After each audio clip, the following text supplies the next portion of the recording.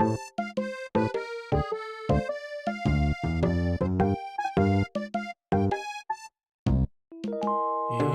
salut!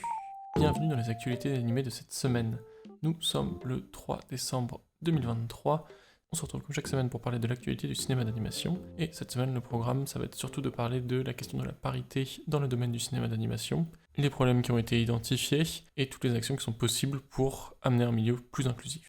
Autour de ça, on aura quand même une petite sélection d'actualités et de sorties sympathiques. Et je vous ai préparé une belle sélection de films autour du thème du premier envol.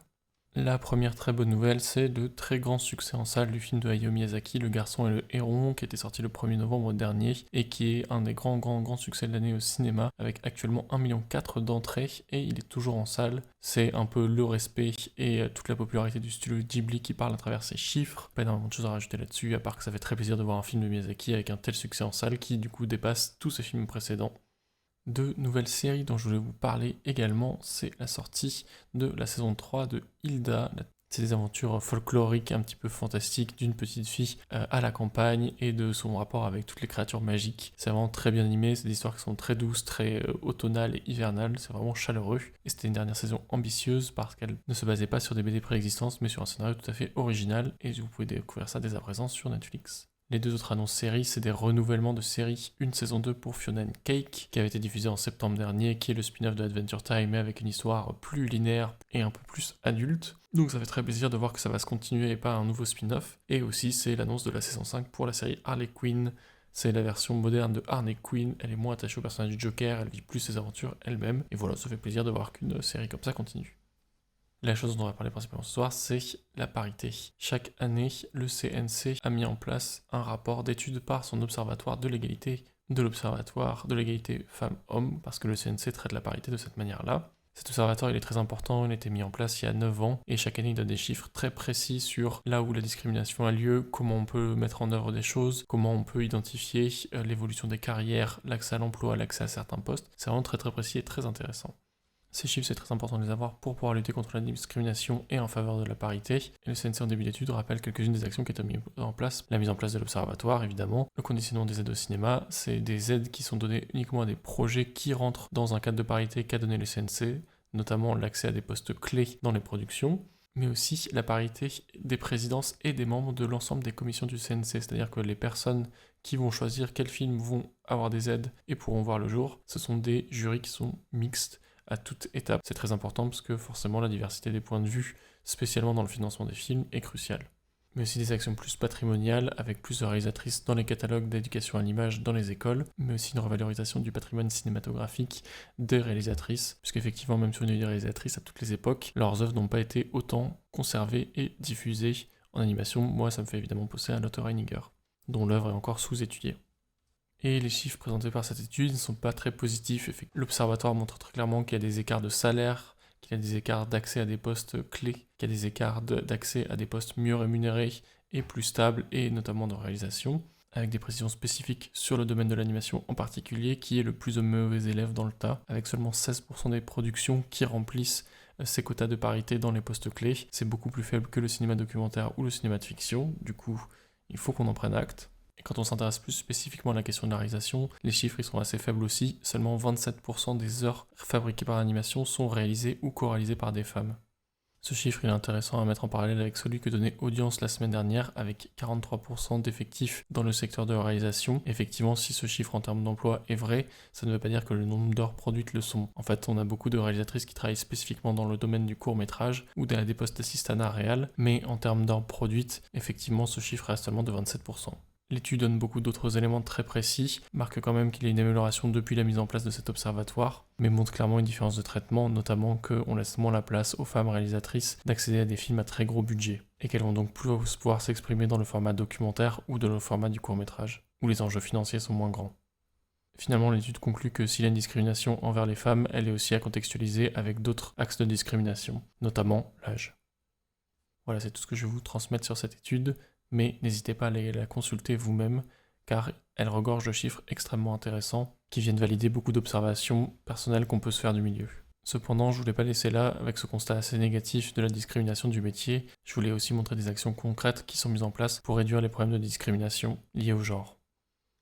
La première action, c'est celle des formations et des métiers liés à la lutte contre la discrimination de genre. Mais vous ne le savez peut-être pas, mais l'AFDAS peut proposer des formations pour lutter contre les VHSS, violences et harcèlements sexistes et sexuels. Dans le cadre de ces formations, vous pouvez apprendre à identifier les formes de discrimination, les réponses appropriées, comment mettre en place quelque chose de sécurisant pour les victimes de telles discriminations et violences, et par ce moyen-là, réduire la discrimination vécue dans les entreprises. C'est aussi intéressant de noter que ces formations, elles sont plusieurs niveaux, c'est-à-dire à l'échelle de votre équipe, à l'échelle de l'équipe que vous supervisez, ou bien à l'échelle de l'entreprise que vous supervisez. Et notamment, chacune des productions de cinéma actuellement doit avoir une personne formée sur les questions des VHSS.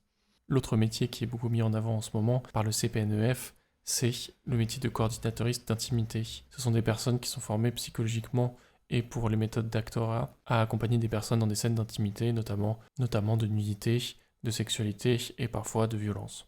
La présence de ces personnes sur les plateaux peuvent beaucoup aider à jouer ces scènes de manière appropriée et à réduire l'impact traumatique qu'elles peuvent avoir sur les actrices. Et si vous pouvez vous dire que ça ne concerne pas forcément l'animation, eh bien il y a beaucoup de films en rotoscopie qui ont ce genre de scènes et des actrices qui sont concernées par ces questions. Je voulais présenter ces 4 collectifs qui sont dans l'action directe, qui proposent des choses très ciblées pour aider justement à la parité. Vous les connaissez déjà en partie, mais je vais revenir précisément sur chacun d'entre eux. Le premier, dont vous avez sûrement déjà entendu parler, c'est le collectif 50-50, qui est un collectif strictement pour la parité et dans le cinéma général, pas juste le cinéma d'animation, mais qui fait beaucoup de choses, beaucoup d'actions publiques, médiatiques, qui met la pression au studio, qui met la pression au paysage médiatique français, pour que la parité devienne quelque chose d'absolument incontournable. Il y a eu beaucoup d'actions autour du festival de Cannes cette année, mais aussi des assises dont je reparlerai un petit peu plus tard dans l'actualité événementielle. Un autre collectif qui fait aussi beaucoup de bien en ce moment, c'est Représente Trans.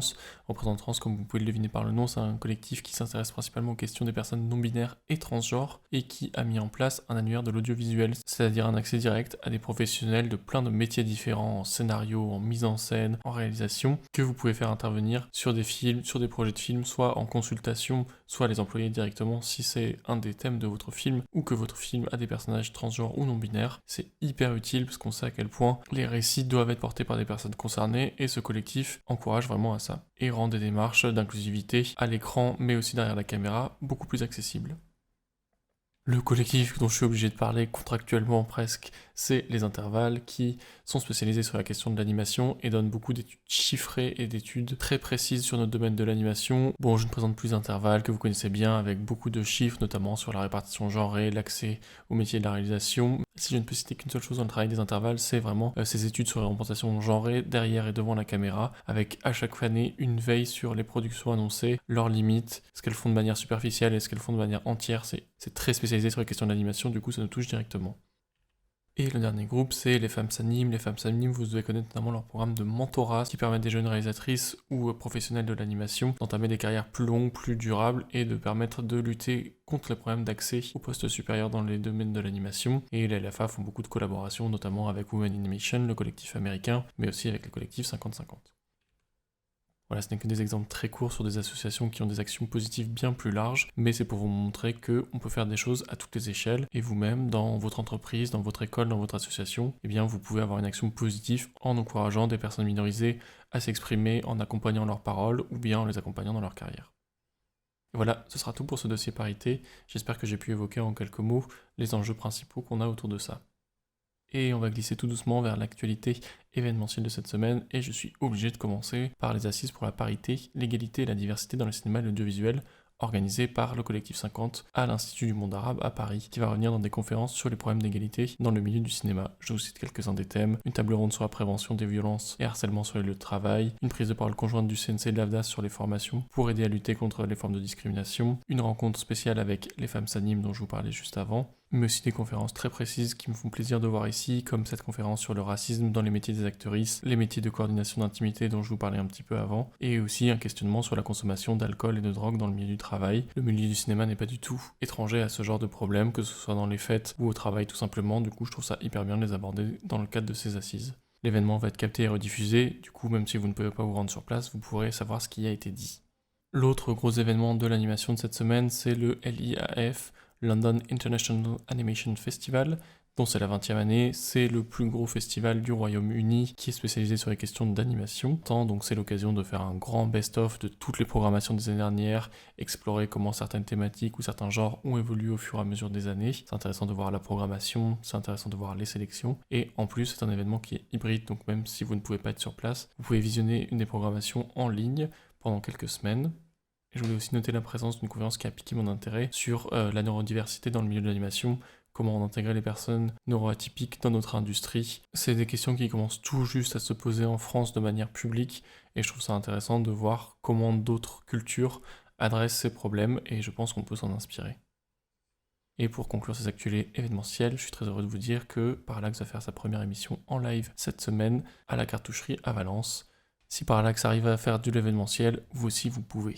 Et planons doucement vers notre encart des belles images. Cette semaine, la thématique des belles images, c'est le premier envol et les personnages oiseaux. Les oiseaux, c'est parmi des personnages animaliers qu'on retrouve souvent en animation et qui a une image poétique et scénaristique hyper intéressante à analyser. On peut retrouver des personnages oiseaux dans de très nombreux films. Moi, personnellement, un souvenir de mon enfance, c'est l'histoire de la mouette et du chat qui lui a appris à voler, qui est une très belle histoire sur les thèmes de l'adoption, sur le thème de l'émancipation, d'une petite mouette qui doit apprendre à voler de la part d'un animal qui, lui, ne saura jamais voler.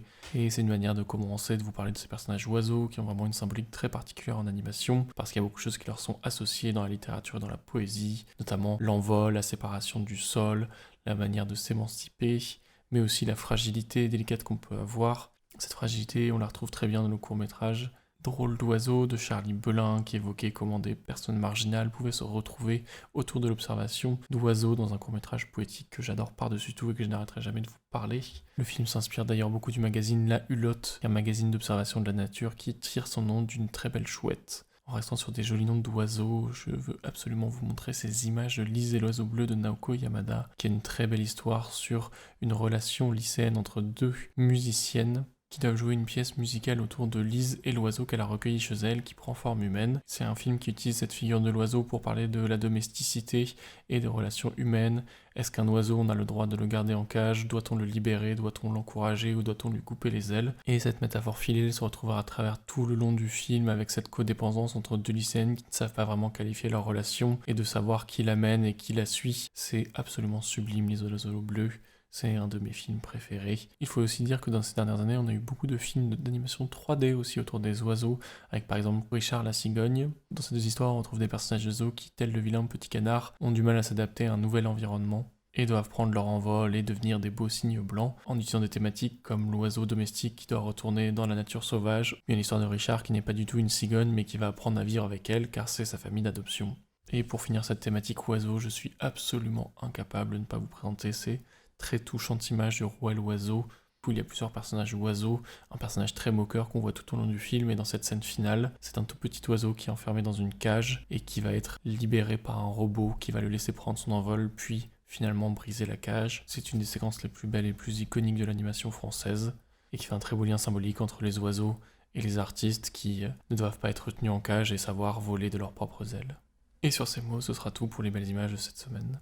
Si je vous ai parlé de tous ces oiseaux, c'est parce qu'en salle cette semaine sort le film Migration de Mike White et Benjamin Renner. C'est parmi les sorties long métrages très attendues de cette fin d'année, puisque c'est Illumination, un studio très très fort en 3D à qui on doit Les Mignons et Super Mario Bros, et qui nous propose l'histoire d'une famille dysfonctionnelle de canards qui doit traverser le monde, apprendre à fonctionner entre elles, vivre des aventures et finalement arriver au bout de cette migration. Comme vous l'imaginez, c'est un road trip familial qui permet d'explorer les relations de chacun des personnages, et à vol d'oiseau, ça nous permet d'aller très loin, rencontrer différentes cultures, et aussi, comme c'est des oiseaux, permettre aux enfants de la famille de grandir et de battre de leurs propres ailes. C'est la comédie feel good de fin d'année. Malgré l'animation extrêmement maîtrisée, j'avoue que je n'ai pas beaucoup d'attentes sur ce film. J'espère que dans l'écriture et la mise en scène, le film trouve son sens comédique et familial, mais sinon on reste dans une sortie assez classique de fin d'année.